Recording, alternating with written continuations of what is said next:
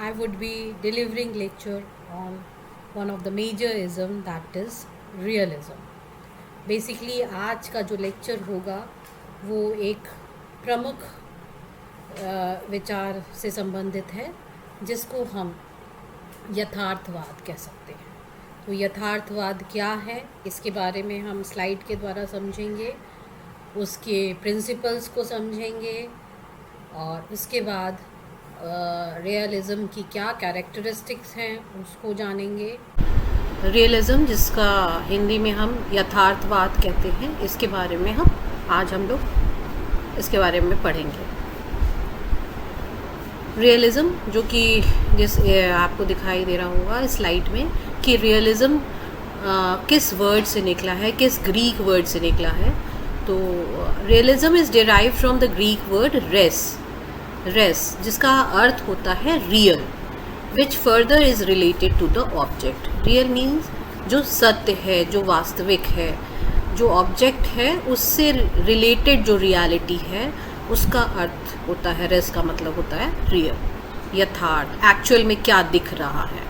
तो हम ये देख सकते हैं कि दस the realism is an outlook about the existence of an object. किसी भी ऑब्जेक्ट के बारे में हमारा क्या नज़रिया है, क्या दृष्टिकोण है, वो कैसे, वो ऑब्जेक्ट का क्या अस्तित्व है, उसकी एग्जिस्टेंस क्या है, ये सब कुछ हम रियलिज्म की विचारधारा या हम यथार्थवाद की विचारधारा के अंतर्गत समझेंगे।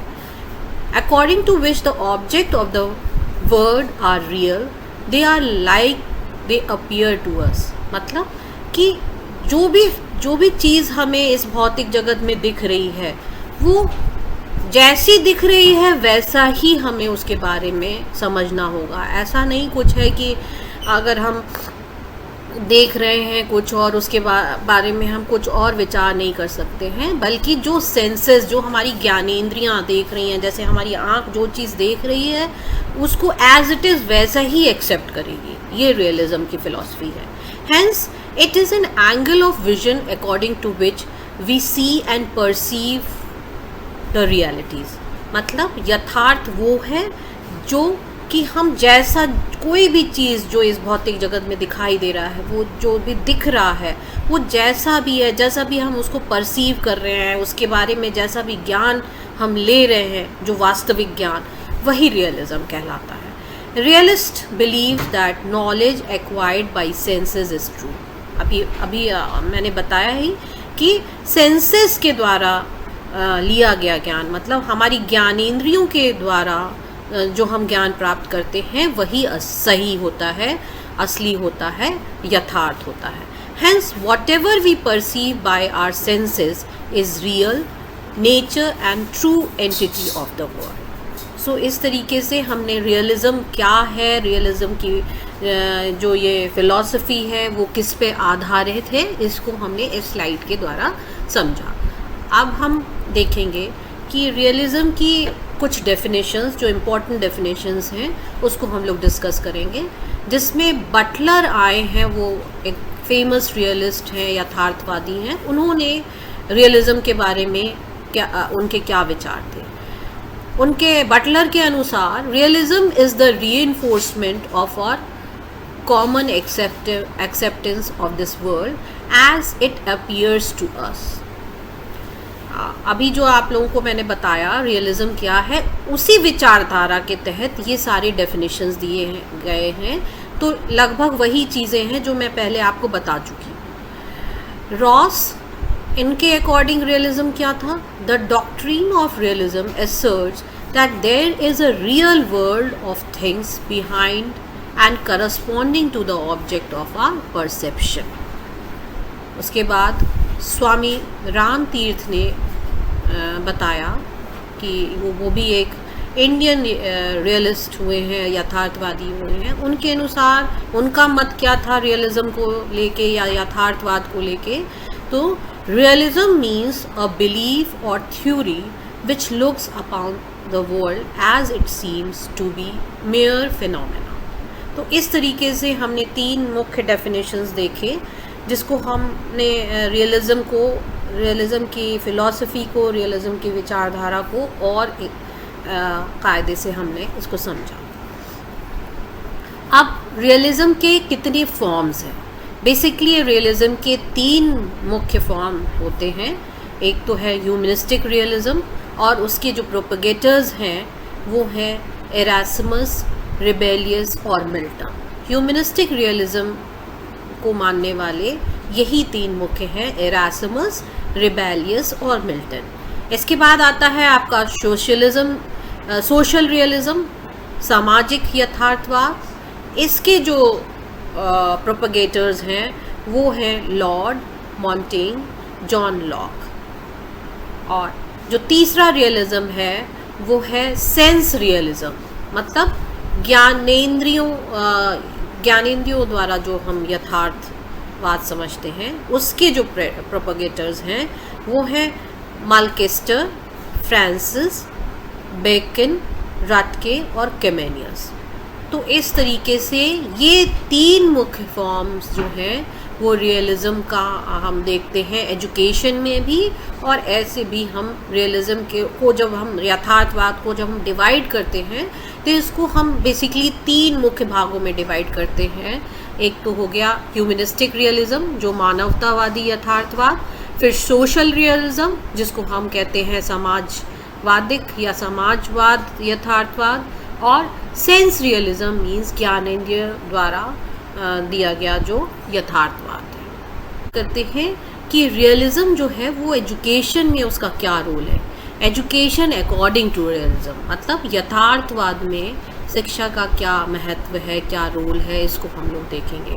शिक्षा में यथार्थवाद का क्या मुख्य भूमिका है। According to realism, education is the chief means of an individual's physical, mental, moral, religious development। जैसा कि हम जानते ही हैं कि एजुकेशन के द्वारा हमारा ओवरऑल डेवलपमेंट होता है और उस ओवरऑल डेवलपमेंट के तहत हमारी सारी डेवलपमेंट होती है, जैसे हमारा फिजिकल, मेंटल, मॉरल। लेकिन यहाँ पे हम सोशल डेवलपमेंट की बात नहीं करते हैं। जो यथार्थवादी है वो किसी भी तरह के सामाजिक विकास की बात नहीं करता है, इसीलिए जो उसके अकॉर्डिंग शिक्षा है उसमें बेसिकली फिजिकल मतलब शारीरिक विकास, मेंटल मीन्स मानसिक विकास, मॉरल मीन्स नैतिक विकास, और रिलीजियस डेवलपमेंट मीन्स हमारा धार्मिक विकास शिक्षा के द्वारा होगा। यहाँ पे आप देखेंगे कि कहीं भी एक सामाजिक विकास की बात रियलिज्म नहीं करता है।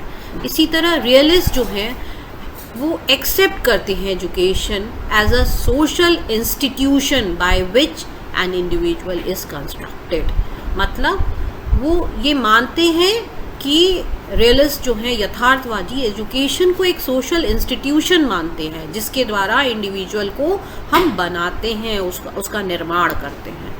तो जो थर्ड पॉइंट है उसमें निकल के आता है कि in realist education natural elements and social institutions have been given a great importance, मतलब कि जो यथार्थवादी शिक्षा है उसमें 2 मुख्य चीज़ें हैं जिस पे बहुत ज़्यादा फोकस किया गया है, मतलब नेचुरल हमारा प्राकृतिक तत्व क्या है, और सोशल इंस्टीट्यूशन मतलब एज एन इंस्टीट्यूशन हम सोशल डेवलपमेंट की बात करते हैं, उस पे ज़्यादा एम्फेसिस है। अब हम बात करेंगे कि रियलिज्म अकॉर्डिंग टू रियलिज्म शिक्षा के क्या उद्देश्य होने चाहिए, क्या उसका ध्येय होना चाहिए, एम क्या होना चाहिए रियलिस्टिक एजुकेशन का। यथार्थवादी शिक्षा के मुख्यतः हम अब उद्देश्यों के बारे में समझेंगे कि वो क्या चाहते हैं कि किस तरह की शिक्षा होनी चाहिए। पहली जो सबसे ज़्यादा उन्होंने फोकस किया था कि वो चाहते थे कि हर बालक, हर चाइल्ड जो है वो एक हैप्पी और सक्सेसफुल लाइफ लीड करे, मतलब हम बालक को इस तरह प्रिपेयर करें, मतलब चाइल्ड को इस तरह प्रिपेयर करें कि उसका जीवन जो है वो खुशहाल हो, खुशमय हो और सफलतापूर्वक हो। तो इसके लिए वो चाहते थे कि इस तरीके से एजुकेशन सिस्टम को हम चेंज लाएं उसमें कि उसमें कहीं स्पिरिचुअलिस्टिक या कोई ऐसी फिलॉसफी ना हो जिसमें बालक जो है वो चिंतन करे, बल्कि वो मटेरियलिस्टिक बातें करना चाहते थे जिसके तहत वो प्रेजेंट में जीने की बात करते थे।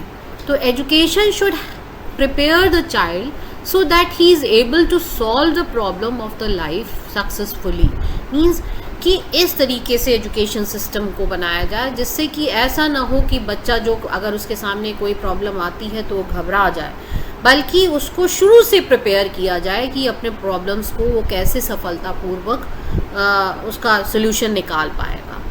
Preparing the child for real life, जो वास्तविक जीवन है, जो आगे उसको जीवन जीना है, उसके लिए पहले से ही तैयारी करवाई जाए एजुकेशन सिस्टम के द्वारा। तो चाइल्ड को रियल लाइफ के लिए तैयार करना। They believe that reality of knowledge of external material world is gain through senses. अब बात फिर आ गई कि ज्ञानेंद्रियों के ही द्वारा हम जो बाह्य हमारा भौतिक जगत है उसकी नॉलेज ले सकते हैं। मीन्स जो भी सेंसेस के द्वारा हम नॉलेज लेंगे, जो एक्सपीरियंस करेंगे, वही मुख्य ज्ञान है। हम कोई भी चीज़ ऐसे अनुभूत नहीं कर सकते हैं, मतलब कॉन्शियस माइंड से नहीं अनुभूत करेंगे, बल्कि जो चीज़ हम अपने ज्ञानेंद्रियों के द्वारा देख के, सुन के, जो हमारी 5 सेंस ऑर्गन्स हैं उसके द्वारा जो हमारी अनुभूति होगी वही रियल होगी। इसीलिए बटलर ने कहा है कि the chief purpose of the school is to further through instruction, discipline and pupil activity. The development of physical, social, mental and moral training is through school by these components. अब चौथा जो M बहुत important है, अभी जो already मैंने समझा दिया, emphasis on training of senses. मतलब unlike idealists who impose knowledge from above, realist advocates self learning through sense which ought to be trained. Means जैसा कि पहले भी हमने बताया कि जो आइडियलिस्ट थे वो क्या कहते थे कि हमें नॉलेज जो है वो अपने कॉन्शियस माइंड से समझना होगा। उन्होंने प्री डिटर्मिन्ड वैल्यूज़ की बात की जो पहले से ही डिटर्मिन हो चुकी हैं, पहले से ही मूल्यों का निर्धारण हो चुका है। वो कहीं ऐसी बात नहीं कहते हैं आइडियलिस्ट जिसमें आपको नज़र आए कि हम ज्ञानेंद्रियों के द्वारा ज्ञान को सीखेंगे।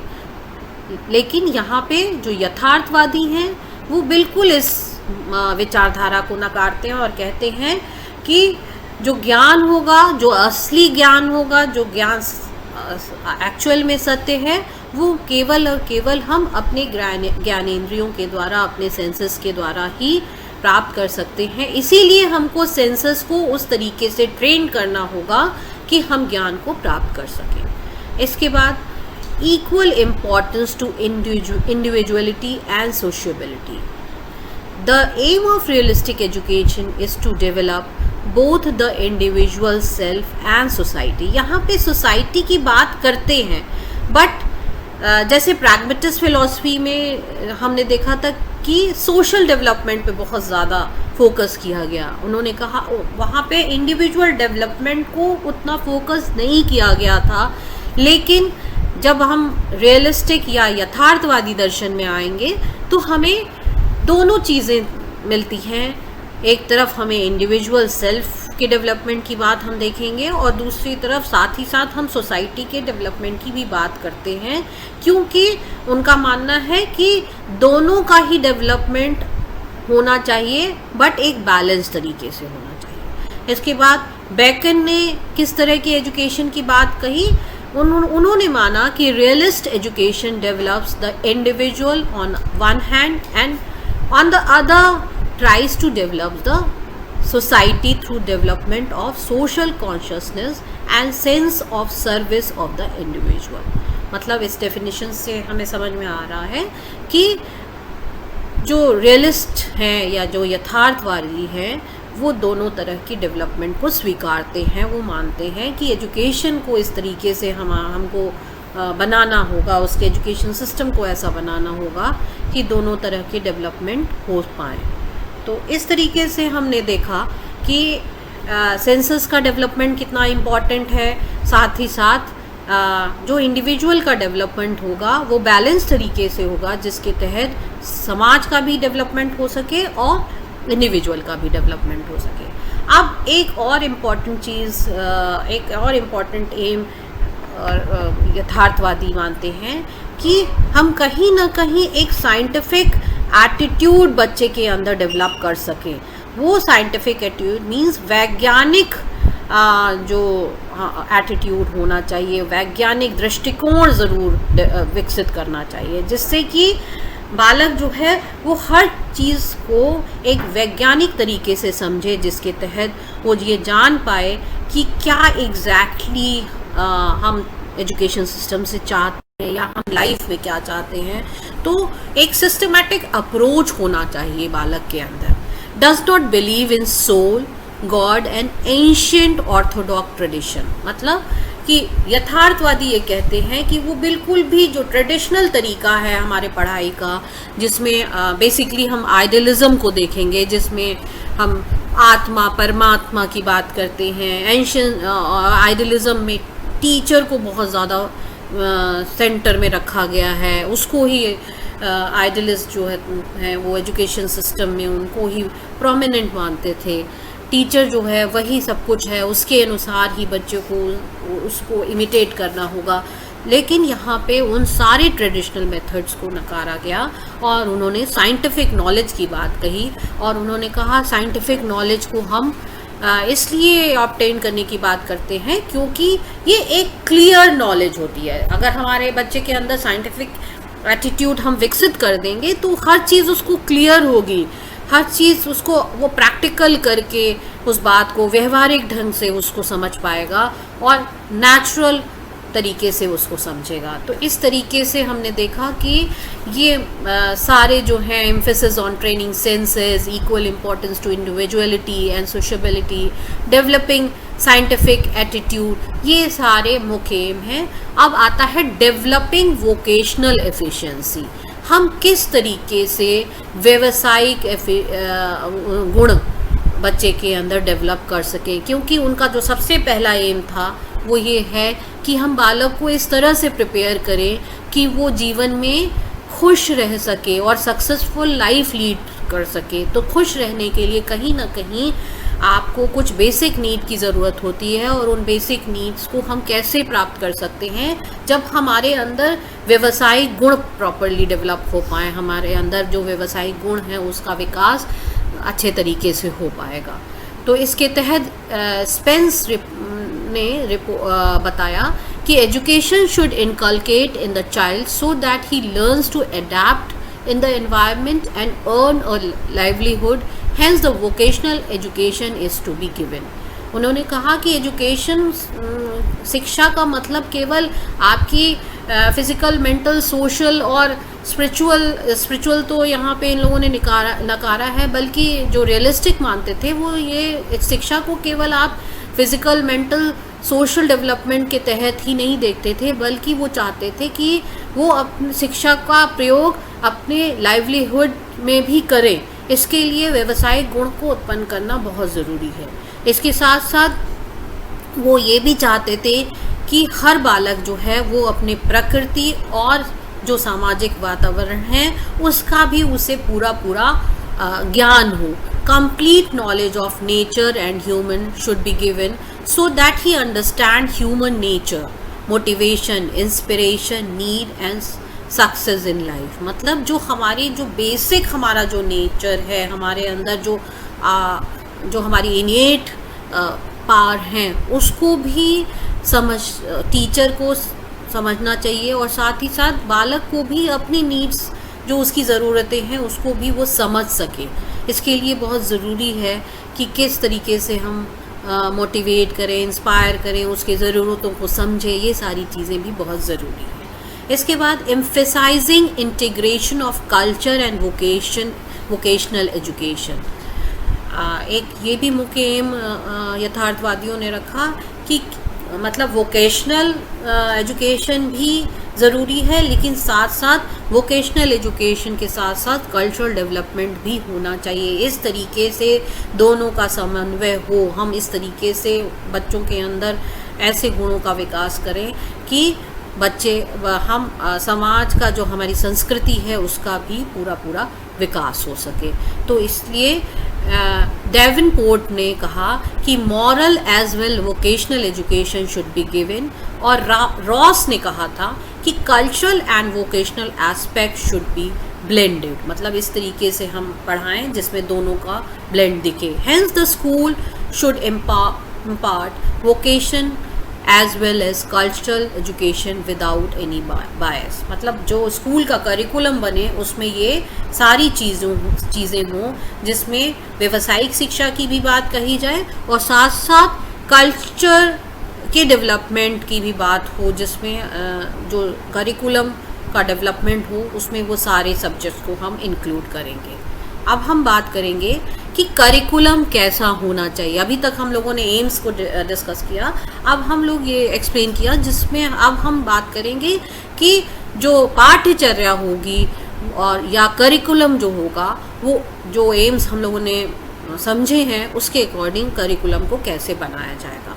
तो इसमें सबसे पहले रॉस ने कुछ अपने विचार रखे, जिसको यहाँ पे मैं पढ़ूंगी कि according to Ross, just as naturalism comes on the educational scene as a protest against system of training that have become artificial, so realism tends to appear as a reaction against the curriculum consisting of studies that have become bookish, sophisticated and abstruse। मतलब Ross ये कहना चाहते हैं कि जैसे idealism का जो traditional system था उस तरह से हमको रियलिस्टिक करिकुलम को नहीं बनाना है, बल्कि नेचुरलिज्म में जो बातें कही गई हैं उसमें ट्रेनिंग ऑफ सेंसेस की बातें कही हैं उन सारी चीज़ों को अपनाना है, और साथ ही साथ जो यथार्थवादी शिक्षा होगी वो एकदम एग्जैक्ट होगी, वो आर्टिफिशियल नहीं दिखनी चाहिए। इसके बाद according to realist only those subjects should be included in the curriculum which prepares the child for day to day living, मतलब शिक्षा ऐसी होनी चाहिए जो बालक के काम आए, जो दैनिक जीवन में जो वो कार्य कर रहा है वो कहीं ना कहीं उसका प्रयोग वो कर सके, ऐसी शिक्षा होनी चाहिए। इसलिए उन्होंने कहा कि बालक को या चाइल्ड को इस तरीके से हमें प्रिपेयर करना होगा जिससे कि वो जो भी पढ़ाई करे, जो भी एजुकेशन सिस्टम से वो सीखे उसका पूरा यूज़ कर सके, जिससे कि वो अपने डे टू डे लिविंग में वो उसमें आसानी हो सके और वो एक सक्सेसफुल लाइफ लीड कर सके। Realist emphasized prime importance to nature, science and vocational subjects whereas secondary place to arts, literature and language। जो उनका रियलिस्ट का या यथार्थवादियों का जो करिकुलम था वो इस तरह बनाया गया, जिसमें उन्होंने जो प्राइमरी फोकस किया था वो प्रकृति पे किया, विज्ञान पे किया और जो व्यावसायिक विषय हैं उन पे किया, और बाद में उन्होंने जो सेकेंडरी मतलब सेकेंड फोकस, जो सेकेंड पार्ट रखा करिकुलम का वो था आर्ट्स का, लिटरेचर का और लैंग्वेज का। They have commended about 30 subject for the curriculum. They have advocated free choosing bye children from these subject, मतलब कि जो करिकुलम बनाया गया उसमें लगभग 30 विषयों को शामिल किया गया और उस छात्रों को या बच्चों को पूरी आज़ादी दी गई कि वो अपने चॉइस के अनुसार, अपने इंटरेस्ट के अनुसार सब्जेक्ट्स को चूज़ कर सकें। At the same time they have made clear that teaching of mother tongue is the foundation of all the development and vocational subjects. उन्होंने इस बात पे भी बहुत क्लैरिटी दी या क्लियर किया कि जो भी विकास है वो हम अपने मातृभाषा में ही कर सकते हैं, मतलब कि जो शिक्षा हो वो मातृभाषा में ही होनी चाहिए, और साथ ही साथ वोकेशनल सब्जेक्ट भी ज़रूर होने चाहिए। मतलब कि mother tongue is the foundation of all the development, मतलब बालक का जो विकास है वो किस पे निर्भर है कि वो कौन सी वो भाषा अपने घर में बोल रहा है, उसकी मातृभाषा क्या है, उसी में उस करिकुलम का निर्माण होगा, उसी में ही हम व्यावसायिक विषयों को रखेंगे और अन्य विषयों को रखेंगे, तभी उसका प्रॉपरली विकास हो पाएगा। Hence the essential subjects in the curriculum should B language and vocational subjects. अब किस तरह से विषयों को हम चुनेंगे। तो उन्होंने कहा subject should have a sense of utility, hence inclusion of science. उन्होंने कहा कि हम सब्जेक्ट का या विषयों का चुनाव इस प्रकार करेंगे जो हमारे लिए उपयोगी होंगे, हमारे जीवन के लिए उपयोगी होंगे। तो उन्होंने साइंस को इंक्लूड करने पे बहुत ज़्यादा फोकस किया था। Stress on objects then word, stress on previous knowledge of students, subjects in the curriculum should be correlated. मतलब उन्होंने कहा कि जो सब्जेक्ट्स को जो हम चुनेंगे उसमें हम बहुत ज़्यादा फोकस करेंगे कि ऐसे सब्जेक्ट्स हों जो बच्चे के पूर्व ज्ञान पे आधारित हों, साथ ही साथ सब्जेक्ट्स को इस प्रकार रखा जाए कि वो एक दूसरे से को रिलेट करके हम पढ़ा सकें, और सब्जेक्ट्स ऐसे हों जो डेली लाइफ में काम आए। तो इस तरीके से जो करिकुलम होगा वो मॉडर्न होगा और उसमें language, physics, chemistry, biology, botany, hygiene, tour, maths, astronomy जैसे सब्जेक्ट्स को, इन सारे सब्जेक्ट्स को इंक्लूड करने की बात कही। अब हम लोग आएंगे कि कैसा टीचिंग मेथड्स होना चाहिए रियलिज्म के अनुसार। जो यथार्थवादी हैं वो किस तरीके से बच्चों को पढ़ाएं या स्टूडेंट्स को पढ़ाएं, कौन सी विधि के द्वारा पढ़ाएं जिससे कि वो मैक्सिमम गेन कर सकें जो एजुकेशनल एम्स हैं या जो करिकुलम में जो सब्जेक्ट्स उन लोगों ने चुने हैं उनको हम मैक्सिमम बेनिफिट कैसे बच्चों को पहुंचा पाएंगे। तो बहुत ज़रूरी है कि जो हम मेथड यूज़ कर रहे हैं वो भी प्रॉपर होना चाहिए, क्योंकि अगर हमने उद्देश्य बना लिए और हमने करिकुलम भी बहुत अच्छा बना लिया, लेकिन अगर हमारे पढ़ाने का तरीका जो मेथड ऑफ टीचिंग है वो सही नहीं होगा तो भी हम बच्चे का पूरा विकास नहीं कर पाएंगे। इसलिए बहुत ज़रूरी है कि मेथड ऑफ टीचिंग का चुनाव जो हो वो बेस्ट हो। तो रियलिस्ट जो चाहते थे वो चाहते थे कि जो ट्रेडिशनल सिस्टम ऑफ टीचिंग है उससे हम मतलब उसको हम कैसे मतलब उसको उन्होंने ज़्यादा इम्पोर्टेंस नहीं दी है, बल्कि उन्होंने सेंसेस के थ्रू नॉलेज गेन करने की बात कही है। तो उन्होंने कहा कि realism change the traditional system of bookish knowledge to gaining knowledge. they emphasized through senses of knowledge according to the nature of the child and capacity by the way of observation and experience। Means उन्होंने कहा अनुभव के द्वारा हम बच्चे को ज़्यादा से ज़्यादा समझा सकते हैं, इसके लिए एक्टिविटी कराएं, और साथ ही साथ जब बच्चा कोई चीज़ को ऑब्ज़र्व करता है, उसका निरीक्षण करता है, तो वो मैक्सिमम उस चीज़ को समझ पाता है। तो ये मेथड ऑफ टीचिंग पे उन्होंने जोर दिया। इसके अलावा रियलिस्ट जो हैं वो इंसिस्ट करते हैं इस तरह के नॉलेज इम्पार्ट करने के लिए जो ऑब्जेक्ट और फेनोमेना के थ्रू हम अपने सेंसेस, मतलब हम कोई ऑब्जेक्ट या फेनोमेना है उसको हम कैसे समझेंगे, अपने सेंसेस का यूज़ करके समझेंगे। मीन्स हम अपने ज्ञानेंद्रियों के प्रयोग से जो हम कोई प्रोसेस चल रही है या कोई हमारे सामने वस्तु है उसको जब हम छू के या देख के या उसको सुन के जब हम समझते हैं तो वो चीज़ें हमें ज़्यादा क्लियर होती हैं। इसीलिए उन्होंने इनकरेज किया था कि अगर हम ऑडियो विजुअल एड्स के थ्रू हम बच्चों को सिखाएंगे तो बच्चे ज़्यादा उनको समझ में आएगा। मींस जैसे अगर हम केवल आपको लेक्चर मेथड से समझा रहे हैं तो वो ज़्यादा क्लियर नहीं होगा। मींस अगर आपके पास सामने स्लाइड ना होती तो जो भी मैं बोल रही हूँ वो आपको उतनी क्लियर नहीं हो पाती। लेकिन अगर जब आप इस वीडियो को देखेंगे तो आपके सामने स्लाइड भी चल रही है, मींस कोई विजुअल इफेक्ट भी है, और साथ ही साथ आप हमारे लेक्चर को भी सुन रहे हैं। तो जब दोनों आपके सेंसेस काम कर रहे हैं तो वो चीज़ ज़्यादा क्लियर होगी। तो इसी तरह की ऑडियो विजुअल एड की बात रियलिस्ट कहते थे, और वो चाहते थे कि जो टीचिंग मेथड टीचर अप्लाई करे उसमें मतलब जितने भी सेंस ऑर्गन्स हैं उसमें मैक्सिमम सेंस ऑर्गन्स का प्रयोग करें जिससे बच्चे को मैक्सिमम समझ में आए। फेमस बेकन जो रियलिस्ट हुए हैं उन्होंने इंट्रोड्यूस किया कि इंडक्टिव मेथड्स से हम एजुकेशन दें बच्चों को, जिसमें child does self learning to a great extent. Means inductive method के थ्रू अगर बच्चा पढ़ेगा तो वो खुद से ज़्यादा एक्टिविटी करके वो समझ पाएगा कि प्रॉब्लम को कैसे सॉल्व करते हैं। अब कुछ रियलिस्ट ने अलग अलग मेथड्स बताए हैं, उसको हम लोग पढ़ेंगे। Milton advocated learning through travelling.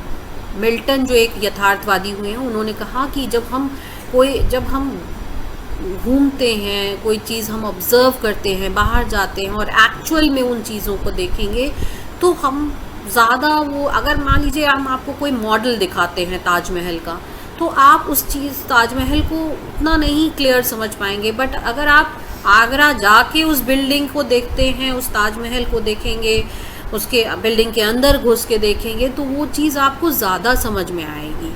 तो उन्होंने ट्रैवलिंग के थ्रू ने, मतलब ये तो एग्जाम्पल था आपको ताजमहल का मैंने दिया, साथ ही साथ अगर आप प्रकृति का सर्वे करना चाहते हैं, प्रकृति के अध्ययन करना चाहते हैं, तो हम मान लीजिए हमने बताया कि पर्वतीय क्षेत्र में पहाड़ होते हैं, नदियाँ होती हैं, झरने होते हैं, ये तो हमने लेक्चर के थ्रू बताया। बट अगर आप वहाँ उस जगह पे जाके उस प्रकृति को जब आप देखेंगे, पहाड़ों के दृश्य को देखेंगे, तो वो चीज़ आपको ज़्यादा क्लियर होगी। तो इस तरह की स्टडी के बारे में रियलिस्ट, जिसमें मिल्टन जो एक यथार्थवादी हैं, उन्होंने बताया। इसके बाद जॉन लॉक ने भी इस पे ही ज़्यादा एम्फेसिस की थी कि मतलब उन्होंने शब्द टूर यूज़ कर दिया था कि हम ट्रैवलिंग और टूर लगभग एक ही जैसी चीज़ हुई कि जब हम टूर के थ्रू, मतलब हम जब एक्सकर्जन करते हैं, बाहर जाते हैं और चीज़ों को नोटिस करते हैं, तो वो ज़्यादा हमारी जो लर्निंग होगी वो एक्सपीरियंस बेस्ड होगी और वो एक पावरफुल लर्निंग होगी। तो इस पे ज़्यादा इस तरह की टीचिंग पे इस तरह के मेथड ऑफ टीचिंग पे एम्फेसिस किया। Some realists also propounded many maxims of teaching which discourages rote memorization and prescribed instead learning by observation and experience। मतलब कुछ रियलिस्ट ने भी ऐसा मैक्सिम ऑफ टीचिंग दिया जिसमें रटने को बिल्कुल नकारा गया है। निरीक्षण या अनुभव से ज़्यादा सीखें, इस तरह के लर्निंग सिस्टम होने चाहिए। इसके बाद realist regard all knowledge as one unit and thus advocate the principle of correlation between various subjects of studies. जैसा कि मैंने पहले भी बताया कि करिकुलम का निर्माण भी इसी प्रकार किया गया कि ऐसे विषयों को रखा गया जिसमें हम कोरिलेशन मेथड से हम पढ़ सकें। तो इसीलिए यहाँ मेथड ऑफ टीचिंग भी उन्होंने एक बहुत इम्पॉर्टेंट पार्ट बताई कि ऐसा मेथड ऑफ टीचिंग भी रखें जिसमें कोरिलेशन मेथड को अपनाएं। और बहुत से सब्जेक्ट्स को रखा उन्होंने करिकुलम में, लेकिन ऐसे सब्जेक्ट्स को रखा जिसको हम एक दूसरे से संबंधित करके पढ़ा सकें। जैसे साइंस का अगर सब्जेक्ट है तो साइंस के सब्जेक्ट में फ़िज़िक्स को अगर हमें पढ़ना है तो फ़िज़िक्स पढ़ने के लिए हमें मैथ्स का भी प्रयोग करना होगा। या केमिस्ट्री है तो केमिस्ट्री में अगर हम केमिस्ट्री पढ़ रहे हैं तो कहीं ना कहीं उसमें मैथ्स का भी यूज़ होगा। तो इस तरीके से ऐसे सब्जेक्ट का चुनाव किया जिसमें हम कोरिलेशन मेथड से पढ़ सकें। और साथ ही साथ उन्होंने बहुत ज़्यादा स्ट्रेस दिया कि प्रॉब्लम सॉल्विंग मेथड से पढ़ाई करें। मतलब बच्चे के सामने एक कोई प्रॉब्लम रख दी जाए और बच्चा जो है स्वयं से उस प्रॉब्लम को सॉल्व करे, जिसमें टीचर जो है फैसिलिटेटर के रूप में हो, तो एक साइंटिफिक तरीके से वो अपने प्रॉब्लम को सॉल्व करेगा।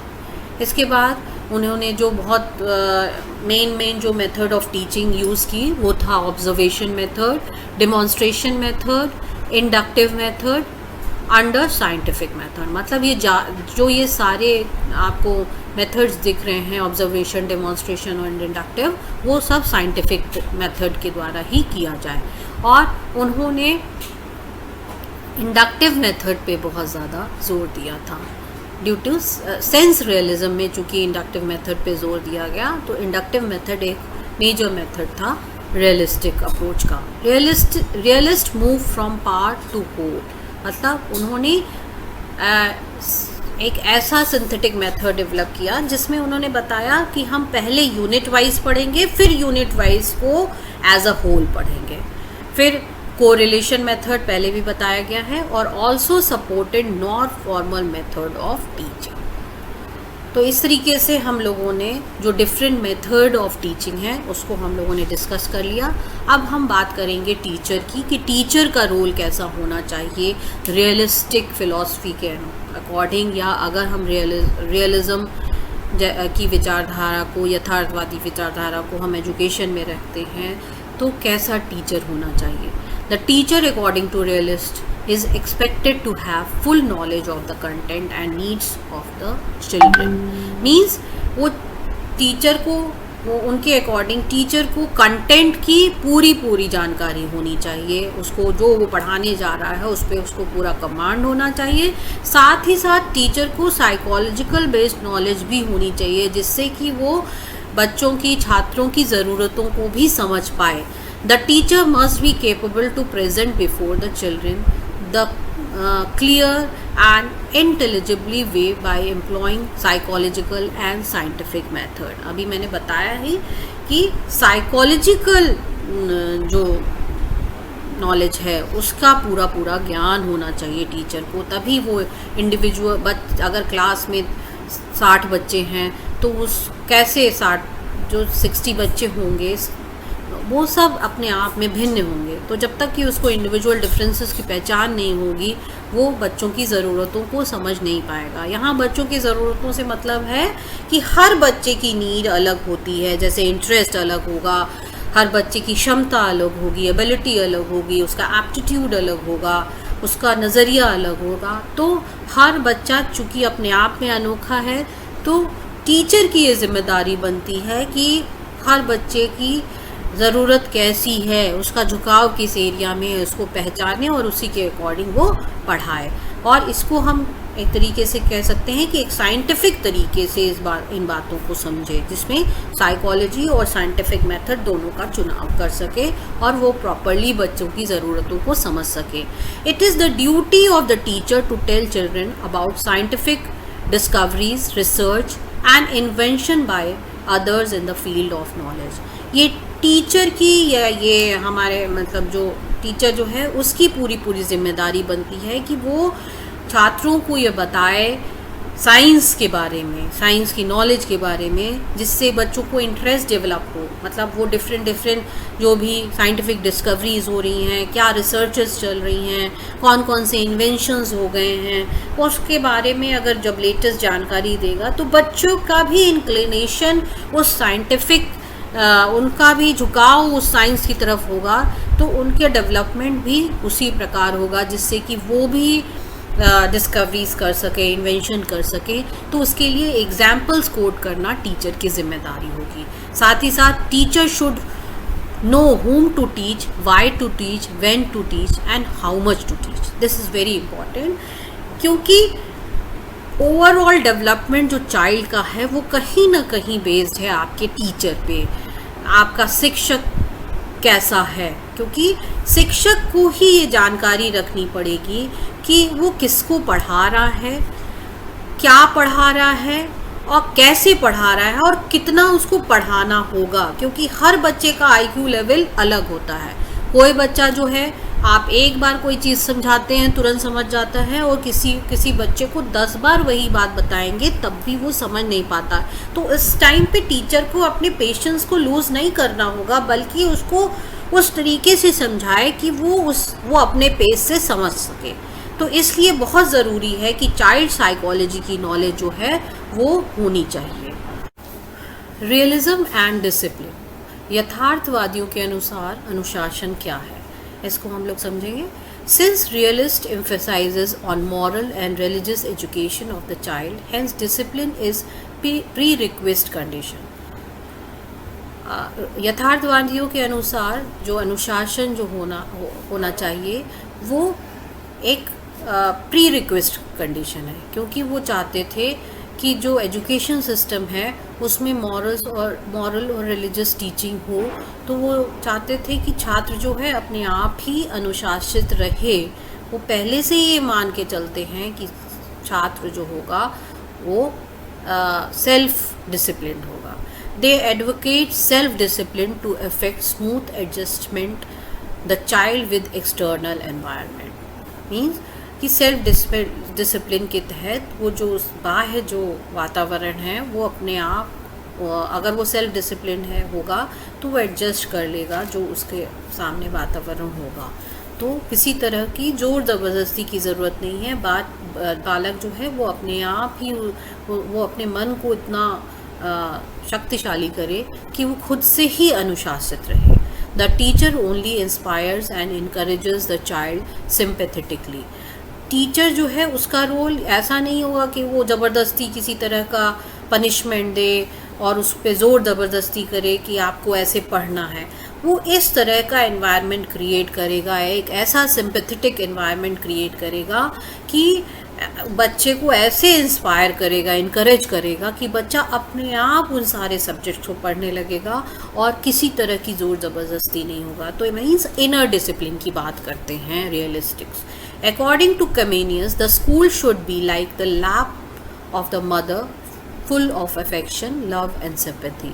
कमेनियस ये कहते हैं कि विद्यालय ऐसा होना चाहिए जैसे कि ऐसा ना लगे कि बच्चे को अब स्कूल जाने में डर लगे, उसको ऐसा महसूस हो कि वो अपने माँ की गोद में बैठा है, जैसा कि माँ प्यार और अफेक्शन और सिंपैथी देती है, उसी तरह से उसको स्कूल में जाके भी लगे कि उसे वही प्यार, मोहब्बत और सिंपैथी मिल रही है जैसा कि उसे घर में मिलता है अपनी माँ की गोद में।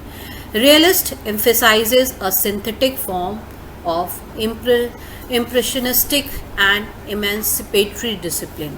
रियलिस्ट जो है वो एक अनुशासन का एक सिंथेटिक फॉर्म भी चाहते थे, जिसमें वो चाहते थे कि इम्प्रेशन मीन्स कि प्रभाव के द्वारा, दूसरे के प्रभाव के द्वारा, मतलब टीचर का ऐसा प्रभाव हो जिसके तहत उसका ऐसा अच्छा इम्प्रेशन हो कि उससे भी वो अनुशासित हो सके। इसके बाद आता है आपका रियलिज्म एंड चाइल्ड। यथार्थवादी जो है वो बालक को किस प्रकार, वो कैसे एजुकेशन सिस्टम में चाइल्ड के रोल को कैसे रखना चाहते हैं। According to Mulcaster, the chief aim of education is to deliver the child real tendency to its perfection.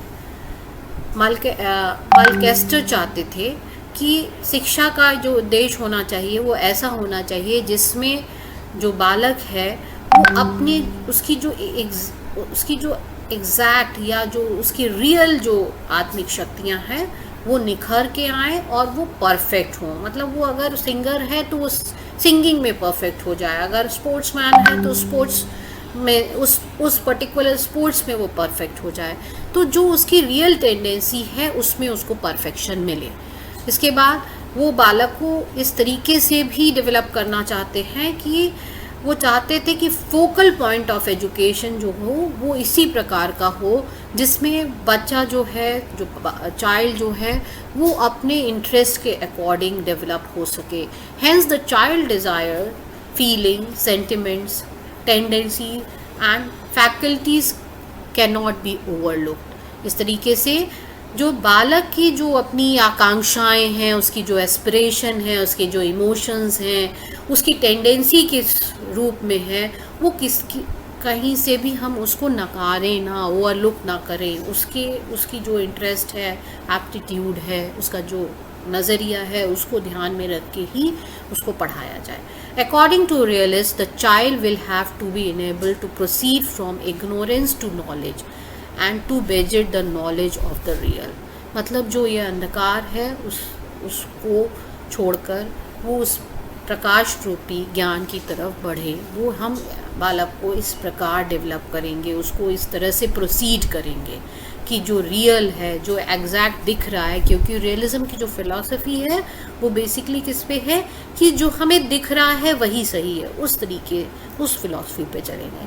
Unlike naturalist and idealist, the realist wants to educate a child how to become a man so that he can face the real challenges of life।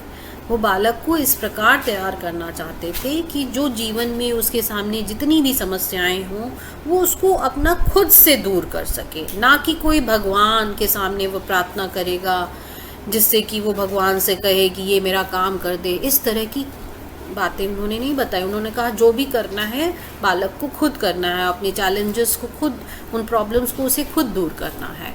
तो इस तरह की बालक की उन्होंने imagination की थी। अब आता है कि विद्यालय या स्कूल रियलिस्ट के अनुसार कैसा होना चाहिए। Realist have different views about school, मतलब वो एक ही तरह की कल्पना नहीं करते हैं विद्यालय के बारे में। उनके विचार जो हैं वो विद्यालय के बारे में अलग अलग हैं। जैसे कुछ ने बताया कि travelling, tours and teaching by private tutors as the best means of education. जैसे कुछ लोगों ने, कुछ रियलिस्ट थे, उन्होंने कहा कि हम यात्रा के दौरान पढ़ सकते हैं या टूर और एक्सकर्शन के थ्रू हम पढ़ सकते हैं। और कुछ रियलिस्ट ने कहा कि नहीं, बालक को एकदम बिल्कुल प्राइवेट ट्यूटर के द्वारा पढ़ाया जाना चाहिए। तो ये अलग अलग नज़रिया था विद्यालय के बारे में, मतलब क्या क्या मोड ऑफ टीचिंग होनी चाहिए। Some realist emphasizes the importance of school and the classroom teaching also. और कुछ यथार्थवादी क्लासरूम टीचिंग को भी इम्पोर्टेंस देते हैं। मींस जैसे एक फॉर्मल टीचिंग स्कूल होना चाहिए जहाँ क्लासरूम्स हों और टीचर जाके पढ़ाएं। इस तरह की भी इमेजिनेशन, इस तरह का भी विचार रियलिज्म में आता है। According to them school is an agency which meets the needs of the child and demands of the society as well. मतलब स्कूल एक ऐसा जरिया है जिसके थ्रू हम बालक के या चाइल्ड की नीड्स को पूरा कर सकेंगे और उसकी डिमांड्स को पूरा कर सकेंगे। साथ ही साथ हम, जब बालक का डेवलपमेंट होगा तो ऑटोमेटिकली हमारे समाज का, हमारे सोसाइटी का भी डेवलपमेंट होगा।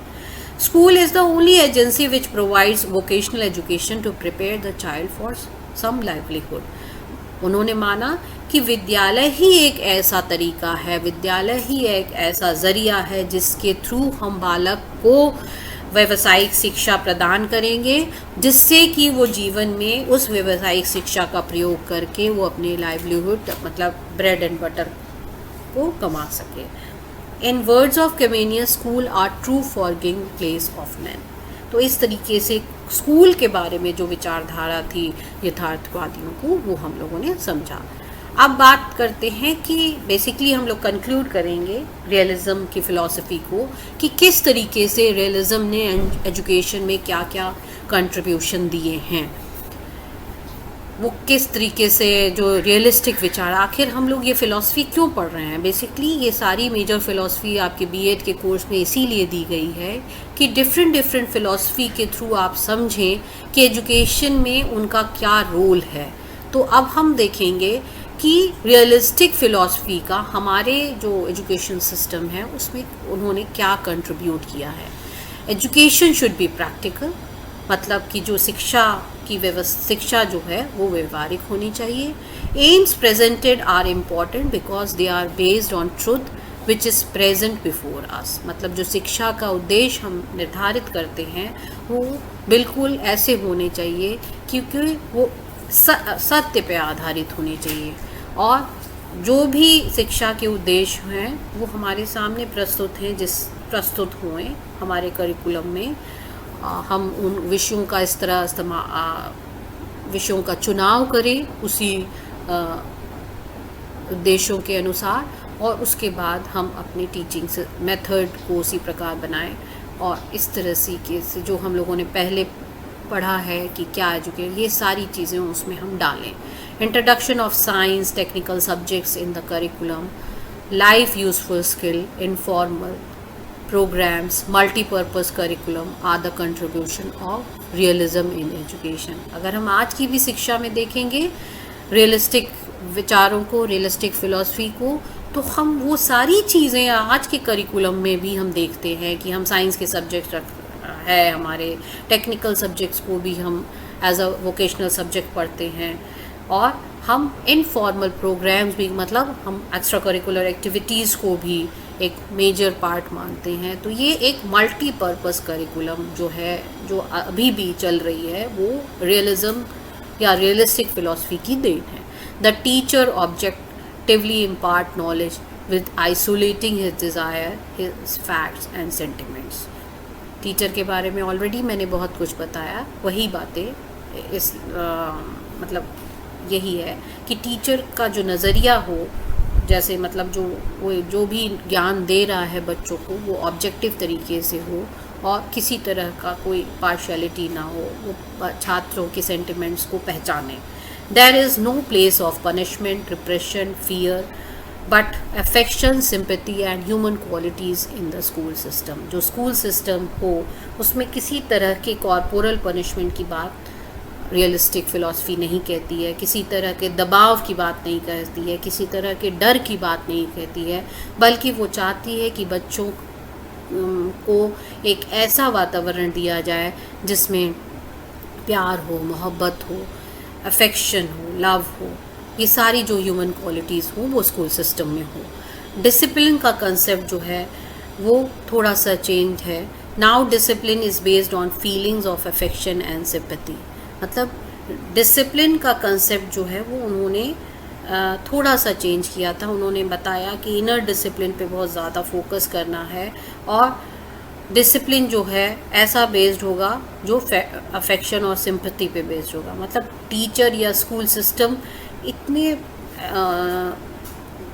लव और अफेक्शन दे कि बच्चा ऑटोमेटिकली डिसिप्लिन हो जाए, उसको किसी तरह के ऐसे अनुशासन की ज़रूरत नहीं है जिसमें मार हो या किसी तरह का पनिशमेंट हो या किसी तरह का दबाव हो, ये सारी चीज़ें ना हो। तो इस तरीके से रियलिज़म जो है, जो फ़िलॉसफी है, वो इन सारी बातों को मानती है। साथ ही साथ वो इंडिविजुअल की डेवलपमेंट, इंडिविजुअल एजुकेशन मीन्स जब वो प्राइवेट ट्यूटर की बात करती है तो वो इंडिविजुअल एजुकेशन की बात करती है। और in modern democratic age education is considered to be a social institution also, क्योंकि वो इंडिविजुअल एजुकेशन की भी बात करती है और साथ ही साथ सामाजिक विकास की भी बात करती है। इसीलिए आज के समय में अगर हम एजुकेशन को देखेंगे तो वो एक सोशल इंस्टीट्यूशन के रूप में उभरता है। तो इस तरीके से हमने देखा education has widened it's scope, vocational and technical subjects have made education liberal. तो इस तरीके से ये सारे आयाम हमने शिक्षा के अलग अलग आयामों को देखा, अलग अलग पार्ट्स को देखा और हम लोगों ने डिस्कस किया कि रियलिस्ट या रियलिज़म जो है, जो विचारधारा है, उसके तहत शिक्षा को किस तरीके से उन हर एक पार्ट को कैसे उन्होंने बताने की कोशिश की, जिसको हमने इस वीडियो लेक्चर के द्वारा उसके हर एक पार्ट को समझाया। आई होप कि आप लोगों को रियलिज़म समझ में आ गया होगा, उसके एक एक बेसिक पार्ट्स जैसे उसका curriculum, teaching methods, teacher, discipline, school, child, ये सारी चीज़ों को मैं क्लियर कर पाऊँगी। Thank you. भी मैंने विचार दिए इस लेक्चर के थ्रू, उससे आपने इस फ़िलॉसफी को समझ लिया होगा।